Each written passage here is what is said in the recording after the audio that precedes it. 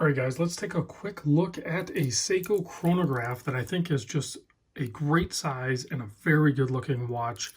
This is the sbtr027.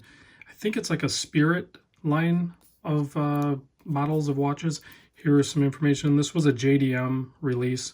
You can see it's using the movement or quartz caliber movement 8T63. And it also says plus minus 15 seconds. I'm not sure if that's per month. Hopefully it's not per day, but it's a pretty affordable watch, really. I'm not sure what the conversion is on 30,000 yen, but I think these were trading from JDM sellers that would sell to the US market for around 190-ish range. So definitely under 200, and there's some deals out there for them for sure. But there are some things that they did that you can tell, are more of a value proposition. Besides that, I think it's just a phenomenal looking watch overall. So we are looking at a 39.8 millimeter, so basically a 40 millimeter case, excluding crown guards and crowns. About 46 and a half, somewhere around there, 46 and a half to 47 millimeter lug to lug. The thickness is only like 11.8. And the lug width is a 20. This bracelet tapers down to 18. You can see it's all stamped goodies there. Actually even has hollow end links, but it does have a screw down case back. Non-screw down crown.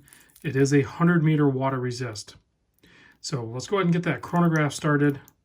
It feels similar to what you would experience with like a Mecha quartz, but it's not. So it's like I said, the 8T63, which is a pretty common used quartz in the Seiko lineup. So if we zoom in on this guy, you can see just a really nicely done blue. It's almost like kind of reminds me of like a denim blue color, but it's obviously not in a denim pattern. And you have applied indices, you have the loom plots on the outside of those, you have your date cut out in between the 4 and 5. You have your running seconds at the 6, and then you have your larger number counter there. And then, of course, you have your 24-hour clock just to show you if you're an AM or PM. That's basically how that works. So if we look at that chronograph hand, we can go ahead and stop it, and then we can go ahead and it just snaps right back into place. You can see you have a tachometer scale on the outside there. This is kind of like a gloss black, depending on what light you look at it in.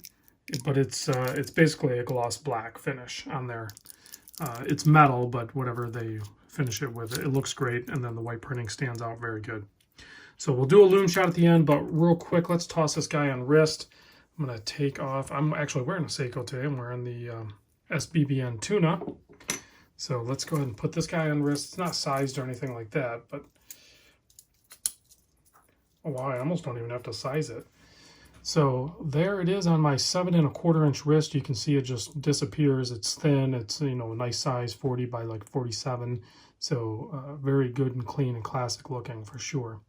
So the viewer that loaned this guy in would like to remain anonymous. So thank you, Mr. Anonymous, I guess. Here it is next to an SKX for a size comparison. Actually, it's very close to the same size as an SKX, other than the case, being a 40 versus like a SKX is like a 42. But the visual appearance of it is about the same, about how much wrist presence it's going to have. All right, guys, let's kill the lights. Check out that loom. And this will be a nice, short, sweet video. You can see there is Seiko loom on this guy, but it's, primarily on the handset, and then just on the outer perimeter of the indices there. So thanks for watching. I'll catch you guys on the next vid.